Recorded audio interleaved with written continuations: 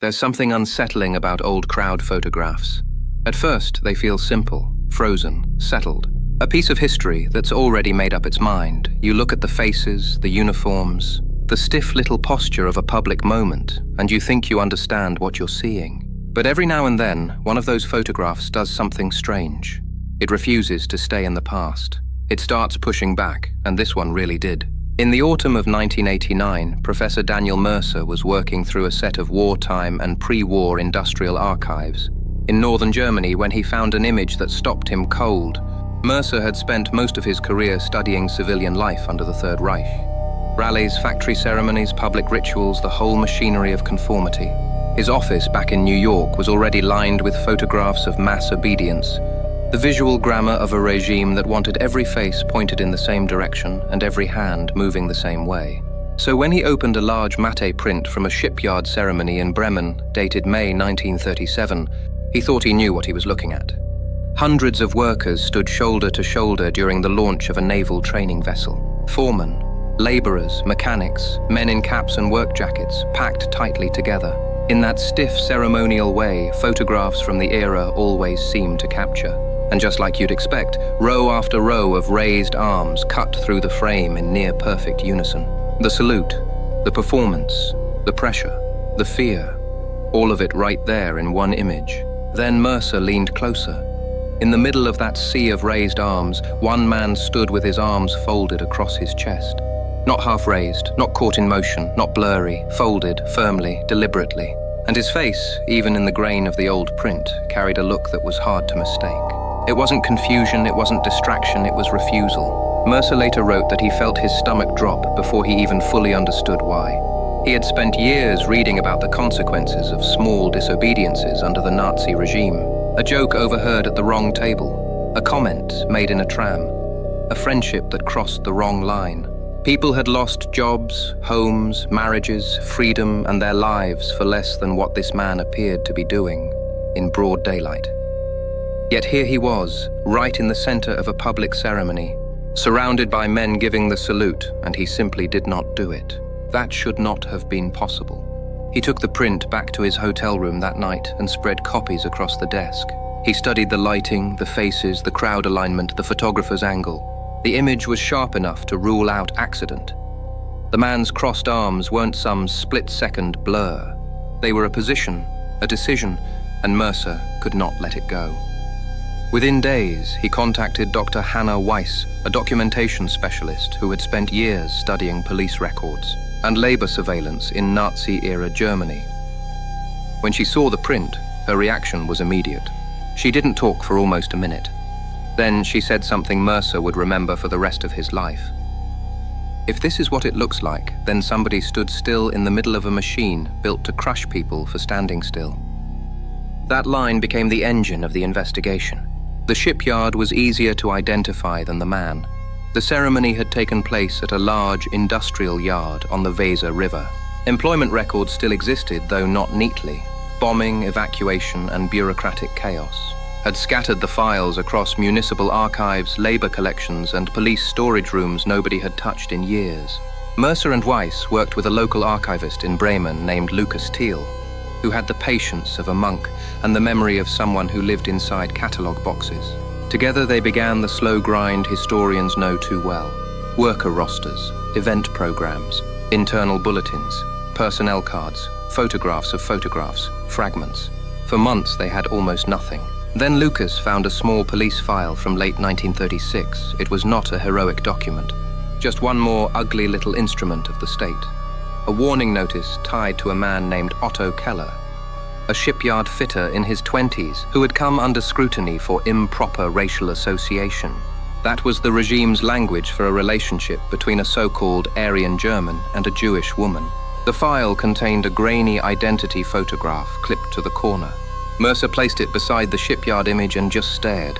The jawline matched, the brow matched, the shape of the nose matched. Even with the limits of the print, the resemblance was too strong to ignore. The man with the folded arms was almost certainly Otto Keller. Once they had the name, the story started opening up in ways none of them expected. Otto had been born in 1911, the son of a dock worker and a laundress. He joined a nationalist labor organization in the early 1930s, probably less from ideology than survival. Germany was battered, jobs were scarce. Men did what they thought they had to do to stay employed. But somewhere between that choice and the photograph, something in his life had changed.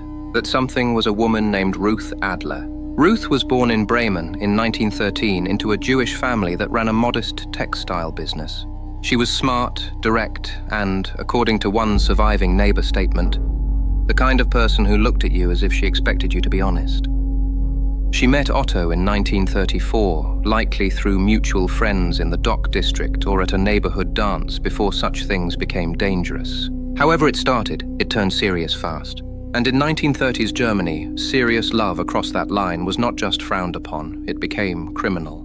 By the time the racial laws hardened, Otto and Ruth were already trying to build a life. They attempted to marry, their application was denied. They appealed, denied again. Otto wrote letters to officials. He argued, he insisted, that alone tells you something about him. Most people under regimes like that learn to speak in lowered voices and small hopes. Otto kept putting his name on paper. The state noticed. Party files showed that he lost his standing with local authorities after refusing repeated instructions to end the relationship. Surveillance notes tracked his movements. There were reports that he continued visiting Ruth, continued supporting her, continued speaking of marriage as if the law had no moral right to intervene. From the regime's point of view, that made him not just disobedient, but infected. Ruth gave birth to their first child, a daughter, in 1935. A second daughter came not long after. The family existed in that grey, brutal space authoritarian systems love to create, where people are alive, visible, and technically present, but stripped of full protection, dignity, and future. Their relationship marked them. Their children were categorized, monitored, and quietly threatened by the machinery surrounding them. And now that photograph from May 1937 looked different, because it wasn't just one man refusing to salute. It was a man who had already chosen his side. By then, Otto had already paid for loving Ruth. He had already lost status. He had already been warned. He had already learned what happened when a government decided your private life was now public property. So when the shipyard ceremony came and hundreds of workers raised their arms on command, he didn't. He stood there with his arms folded, not because he was fearless, but maybe because fear had already taken so much from him that obedience had started to feel like a deeper kind of death. That, at least, is how Mercer came to understand it. The documents grew darker from there. Arrest records from 1938 showed that Otto had been detained for continuing contact with Ruth after official prohibition. Witness statements suggested the couple had tried to flee north together, possibly toward the Danish border, but failed. Ruth wrote at least one surviving petition, asking authorities to allow Otto to visit the children. It was formal, careful, almost painfully respectful. You can hear the pressure inside the language. She was begging a system designed to deny mercy. The answer stamped across the request was simple: rejected. Otto was arrested again, then again, each time he returned to Ruth when he could. That fact mattered deeply to Mercer, because it kept turning the photograph from a symbol into a biography. This was not a one-off gesture caught by accident. It was a pattern of refusal, a life organized around not giving in, even when giving in would have been easier, safer, and maybe even understandable. Then came the break that shattered the family. By 1940, with persecution intensifying and legal pressure tightening, authorities removed the children. Bureaucracy has a way of making cruelty sound tidy, and the paperwork reflected that. Placement, welfare transfer, guardianship review, but underneath those bland words was the real story. 2 little girls taken from their parents, separated, renamed, absorbed into foster homes that either didn't know the truth or had no interest in preserving it. Ruth kept trying to see them. Then her name appeared on a deportation list. That part of the research hit Mercer harder than he expected. He had read countless lists before, too many. But when you've already spent months following a face through paper, the record stops feeling abstract. Ruth was arrested in early 1942. She was transferred through a detention pipeline that ended, like so many others, in murder disguised as administrative process. The official notation gave a false medical cause. Mercer knew what that meant. So did Weiss. So did anyone who had read enough of those files to recognize the lie. Otto, meanwhile, had been sent through prison and then into a penal military unit, one of those formations reserved for men the regime considered disposable, unreliable, contaminated, politically suspect, men used for the ugliest assignments and the most dangerous ground. He was eventually reported missing during fighting in the Balkans in late 1944. No recovered body, no grave with certainty, just absence. So that was the shape of it. The man in the photograph lost the woman he loved, lost his daughters, lost his freedom, lost his life. And yet the image remained. This single, impossible frame where he stood in the middle of collective obedience and would not join it. Most stories like that would end there. A discovery, a tragedy, a footnote made visible. But this one didn't. Mercer became obsessed with finding the daughters. At first, it seemed hopeless. Wartime displacement in Europe swallowed identities whole. Children were moved, renamed, fostered, hidden, absorbed into new family lines, and in many cases taught a version of their own story that was cleaner, safer, and false. But with help from tracing archives, municipal registries, and a researcher in Munich who specialized in post-war child relocation, they found them. Both alive, both elderly, both living for decades under altered biographies. The older sister, Anna, had grown up in southern Germany, believing her parents died in wartime chaos. The younger, Elise, was raised farther north under a different surname and had only the faintest childhood memory of a woman with dark hair holding her through a fence. Neither knew the full truth. Neither knew what their father had done. Neither knew that there was a photograph. Mercer met Elise first in the spring of 1990. He brought copies of the records, the denied marriage file, the arrest notices, the welfare records, the deportation entry for Ruth, the penal unit documents for Otto, and then, last of all, the shipyard photograph. Elise looked at it for a long time without speaking. Then she touched the image with the side of one finger and asked very quietly, "That is him?" Mercer said yes. She kept staring. "Everyone else is saluting." "Yes." "And he isn't?" "No." He later said that was the hardest moment of the entire investigation. Not because she cried right away, but because she didn't. She just sat there absorbing it, as if her whole life had shifted half an inch, and nothing in the room was sitting where it used to be anymore. When Anna saw the photograph 2 weeks later, she reacted differently, faster, more openly. She cried almost at once. Then she laughed through the tears and said something Mercer wrote down immediately because he knew he'd never hear a more human summary of the whole story. "So that is the man I come from. Stubborn enough to stand still when everyone else was losing themselves." That line stayed with him too. The sisters met again with Mercer and Weiss later that year in Bremen, not far from where the photograph had been taken. For the first time in their lives, they stood together over the image of their father, the anonymous man who was anonymous no longer. By then, they knew about Ruth. They knew about the attempts to stay together. They knew about the arrests. They knew about the legal cruelty dressed up as order. They knew their father had not simply vanished into war, and their mother had not simply died of illness as they had once been told. They knew the truth, and the truth was harsher than the lie. But it was also, in a strange way, a gift, because now the photograph did not just show a man refusing a salute. It showed a father who had chosen conscience over safety long before anyone bothered to remember his name. It showed love turned into resistance. It showed the exact moment when a regime demanded outward surrender and got instead one very small act of human refusal. That's what made the image travel. When Mercer finally published the research, people responded not just as historians, but as people trying to understand themselves.